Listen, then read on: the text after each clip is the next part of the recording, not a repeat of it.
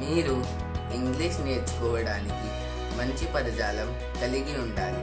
अच्छा, आप भी ऐसा सोचते हैं कि वोकेबलरी अच्छी होगी तो आपको अंग्रेजी अच्छी आएगी? बट मेरा जानना तो ये है नहीं, मैं मानता वैसे भी नहीं हूं किसी चीज को. आपको मानना है तो मानो, क्योंकि मुझे लगता है एटलीस्ट इतनी वोकेबलरी तो मेरी है अंग्रेजी पढ़ाते हुए, अंग्रेजी बोलते हुए, अंग्रेजी सीखते हुए कि 4 साल के अमेरिका या इंग्लैंड के बच्चे से ज्यादा वोकेबलरी मेरी होगी. बट आज भी अंग्रेजी उससे अच्छी मेरी नहीं है, क्योंकि ना तो मैं कल्चरली इतनी अच्छी इंग्लिश जानता हूं, वो अपनी इंग्लिश बहुत अच्छी तरह से जानते हैं, और 4 साल का बच्चा मेरे से कम वोकेबलरी होते हुए भी बहुत अच्छा बोल लेता है. तो फिर ये कॉन्सेप्ट किसने आपके दिमाग में डाल दिया या आपके दिलों में डाल दिया कि वोकेबलरी अच्छी होगी तो आप अच्छी अंग्रेजी बोल पाओगे? ऐसा बिल्कुल नहीं है. बल्कि मैं कहता हूं जितने भी वर्ड्स, और खास तौर से इंडिया में एंड स्पेशली नॉर्थ इंडिया में लोगों को इतने सारे वर्ड्स आते हैं, हो सकता है प्रोनाउंसिएशन के लेवल पे कुछ गड़बड़ हो, लेकिन वर्ड्स बहुत आते हैं. नोबडी सेज कार्यालय nowadays, office, right? Office, right? फिर भी हम कहते हैं हमें अंग्रेजी के वर्ड्स नहीं आते, हमारी वोकेबलरी अच्छी नहीं है, इसलिए हम अंग्रेजी बोल नहीं पाते. हो सकता है एट टाइम्स आपको पर्टिकुलर वर्ड नहीं मिलता और आप एग्जैक्ट वर्ड ढूंढने की कोशिश करते हो जो कि आपको वहां पे सूट करेगा, लेकिन ऐसा नहीं है. एक एग्जांपल देता हूं छोटा सा, कि एक इंसान, a gentleman is smoking in front of a 4-year-old kid in America, and the kid is also American. Now the kid will not search for the word बुझाने की अंग्रेजी क्या होती है. The kid will simply say, put down your cigarette sir. अब उसने put और down से काम चला लिया. हम क्या करते हैं, हम बुझाने की अंग्रेजी ढूंढने जाएंगे. इतनी देर में वो जेंटलमैन सिगरेट पी के निकल जाए. वैसे उसे जेंटलमैन तो नहीं कहना चाहिए जो बच्चों के सामने सिगरेट पीता हो, ठीक है, और वैसे भी पीता हो तो जेंटलमैन नहीं होता हूं, सो टू से इन सोसाइटी. अब हम पहले बुझाने की इंग्लिश ढूंढेंगे, तब तक वो इंसान सिगरेट पी के निकल जाएगा. Extinguish your cigarette sir. Now a 4-year-old American kid will never search for such a word. He will simply use the words which he already knows. So इसी तरह से हमें भी अंग्रेजी सीखनी है, ना कि वोकेबलरी बढ़ा के. ऐसा नहीं है कि आपको वोकेबलरी बढ़ानी नहीं है, बढ़ानी है, लेकिन वो नेचुरली आए, ऑर्गेनिकली आए, इनऑर्गेनिक वे में नहीं कि आप वर्ड्स को रटते जाओ. एक किस्सा बताता हूं मेरी लाइफ से. मुझे किसी ने कहा कि वोकेबलरी अच्छी होगी, अच्छी मीन्स वॉल्यूम, क्वांटिटी, मतलब क्वालिटी. ज्यादा से ज्यादा वर्ड्स इंग्लिश के आपको आएंगे तो आप अच्छी अंग्रेजी बोल पाओगे. क्या ऐसा होता है? तो मैं बताता हूं क्या हुआ मेरे साथ. मैंने अपने घर की सारी दीवारों पे, उन दिनों में से वॉलपेपर्स पता नहीं आता था कि नहीं आता था, लेकिन मैंने वॉलपेपर्स लगा दिए. एक एक शीट, एक रजिस्टर का एक पेज देता, उस पर 30 to 40 वर्ड्स लिखता, उनके मीनिंग्स लिखता और उसे चिपका देता. अगले दिन अगला पेज.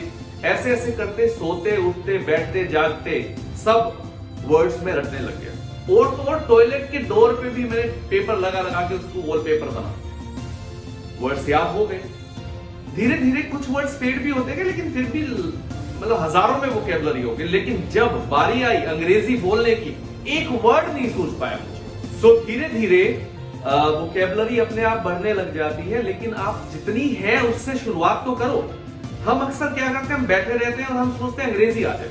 नहीं आएगी, क्योंकि हम कंपेयर कर रहे हैं उस बच्चे से जो बचपन से 2 साल मिनिमम अंग्रेजी सीखता है, सुनता रहता है, पलंग पे पड़े पड़े, घुटनों पे चलते हुए सुनता है, और उसके बाद एक दिन अचानक से वो कुछ फ्रेज, कुछ वर्ड्स या कुछ सेंटेंसेस भाषा के नियमों के बिना बोलने लग जाता है.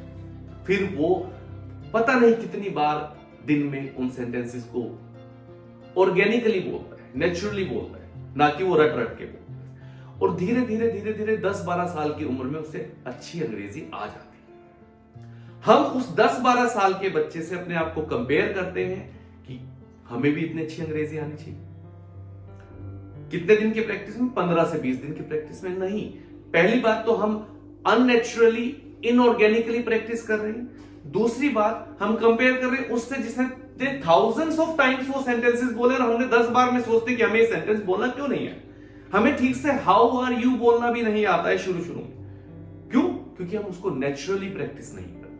हम उसको अपनी डेली क्यूरिकुलम में, डेली एक्टिविटीज में शुमार नहीं करते। सो जो भी वोकेबलरी है उसी से शुरू करें, धीरे धीरे वोकेबलरी अपने आप बढ़ जाएगी। और वोकेबलरी बढ़ाने के 100 तरीके बल्कि 1000 तरीके और 1000+1 हमेशा स्कोप रहता है।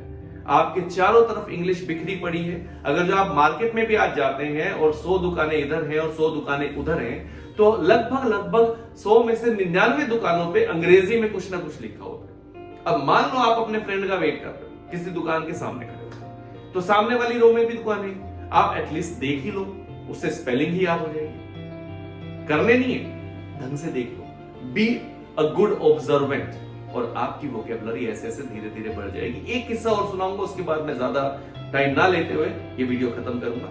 सन 1985 में जब पहली बार मैंने टीवी पर मैगी की एड देखी तो पापा से जिद कर बैठा कि पापा मुझे ये खाना, मैगी नूडल्स। अब अंबाला शहर में मैं रहता था तो शहर भी ठीक ठाक था, मतलब चीजें मिल जाती थी। तो पापा वो मैगी का पैकेट ले आया। पापा है तो मेरे एजुकेटेड, लेकिन उस टाइम नहीं देखा पैकेट, उनको पता नहीं था कि किस फ्लेवर में आ रही है। पहली मैगी जो मेरे घर आई वो आई चिकन मैगी, और वो भी मंगलवार। अब पापा ने पानी उबाला, पापा ने उसमें से नूडल्स लिए और एक सिल्वर पाउच होता है उसमें जिसमें टेस्ट मेकर, जिसको आजकल के बच्चे मैगी मसाला बोलते हैं। मैगी मसाला नाम की कोई चीज नहीं है इस दुनिया में, मैगी का मैजिक मसाला है और नेस्ले का मैजिक मसाला है, ठीक है। वो टेस्ट मेकर मैंने पापा को दिया। तो जब तक पापा बना रहे थे, I was so excited, so anxious कि मैं अब जल्दी से मैगी खाऊंगा जो टीवी पे बच्चे भी खाते थे, बाउल में डाल।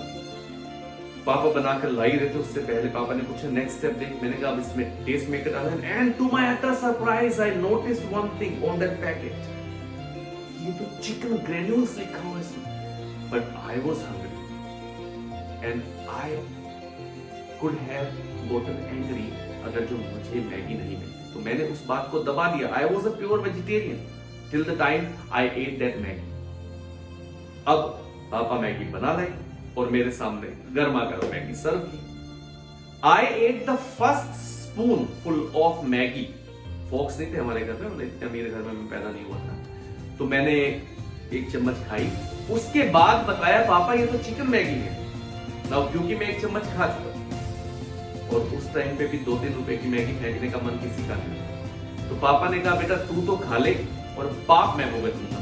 अब मैंने इस दौरान जब पापा मैगी बना रहे थे किया क्या, उस पैकेट पे लिखी हुई इंफॉर्मेशन पढ़ी। इंफॉर्मेशन पढ़ने का मतलब क्या हुआ, मुझे कुछ वर्ड्स याद हुए लाइक ग्रेन्यूल्स, और मैगी में जो मसाला होता है उसे टेस्ट मेकर बोलते हैं। और एक प्रोसेस राइटिंग आता है, शायद 6, 7, 8 से शुरू होता है आजकल। प्रोसेस राइटिंग भी आ गया कि boil this much water, then break the noodles into 2 and all this stuff. So देखो, एक मैगी का पैकेट 5 से 7 मिनट में कितनी आपकी वोकेबलरी बढ़ा सकता है, कितनी आपको अंग्रेजी सिखा सकता है। तो इंग्लिश चारों तरफ बिखरी पड़ी है आपके यहाँ, वोकेबलरी अपने आप धीरे धीरे आ जाती है। इस तरह से ही आपको बढ़ना है आगे, अगर जो वाकई में नेचुरली कल्चरली करेक्ट इंग्लिश सीखनी है तो। अदरवाइज स्कूल बहुत से हैं, टीचर्स बहुत से हैं, बहुत से ऑनलाइन प्रोग्राम्स भी, ज्यादा चक्करों में मत पड़ो, करना शुरू करो, करने से ही होता है। वो कहते हैं ना, पढ़ने से पढ़ना आता है, लिखने से लिखना, बोलने से बोलना, सुनने से तो सुनना आता है। और कोई रूल मुझे नहीं मानता। That was all from me. Keep on watching for more videos.